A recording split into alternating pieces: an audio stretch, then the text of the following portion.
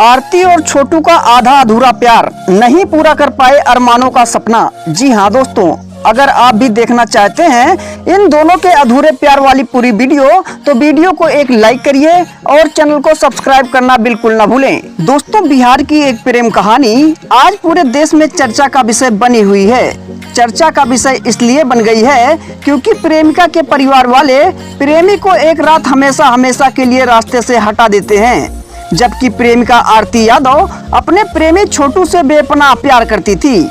लेकिन आरती के परिवार वालों को शायद ये प्यार मंजूर नहीं था, इसलिए आरती के परिवार वाले प्रेमी छोटू को रात 2 बजे शादी करवाने के बहाने से बुलाते हैं और उसी रात आरती के घर प्रेमी छोटू की हत्या हो जाती है।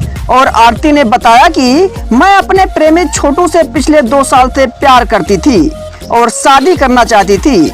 ऐसे में दोस्तों, आरती अपने सपनों को पूरा नहीं कर पाई। दोस्तों, जानकारी कैसे लगी कमेंट में जरूर बताइएगा।